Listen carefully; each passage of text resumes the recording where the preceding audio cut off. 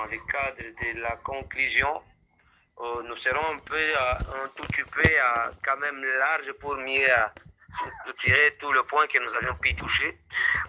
Parmi le premier point, donc la toute première question, c'était de savoir l'éthique. L'éthique, ce sont là les normes et les règles, même les lois qui régissent une organisation.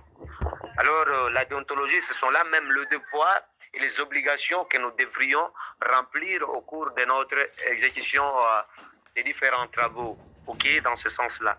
Alors, parlant de l'éthique et de la déontologie, c'est l'ensemble des normes et des règles que nous devrions remplir au cours de notre travail.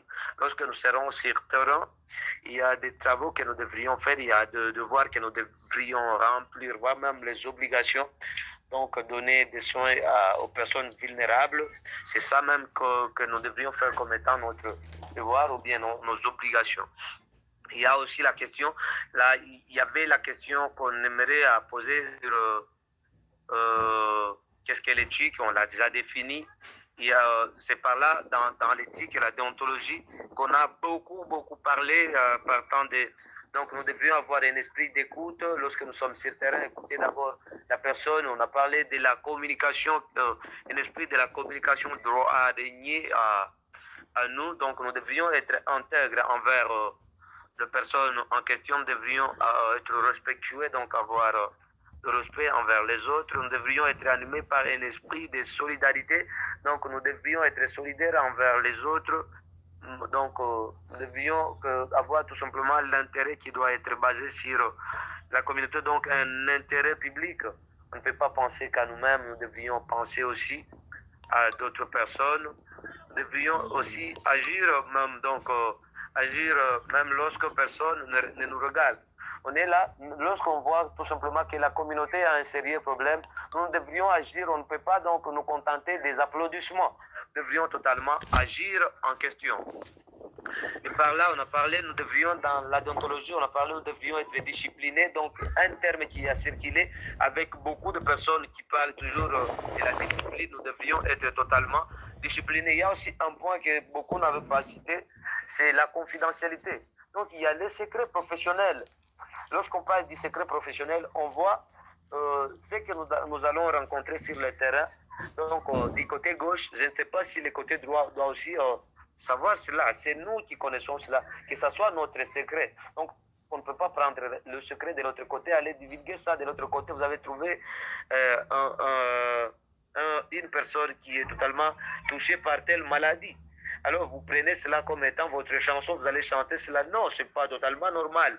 Nous devrions garder cela comme la déontologie nous interdit cela, de ne pas divulguer ces secrets-là que nous trouvons sur le terrain. Nous devrions être loyaux, donc traiter tout le monde de la même manière. Donc la façon dont vous traitez, c'est pas dire que celle-ci, c'est de ma famille, je lui ai trouvé ici, je dois le traiter comme ça. Non, c'est faux et archi faux.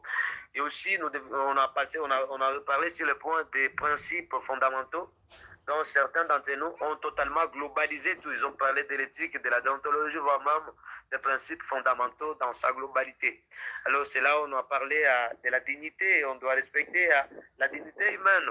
Donc, toute personne doit être respectée normalement. Chaque bénéficiaire doit être traité avec considération, donc sans discrimination.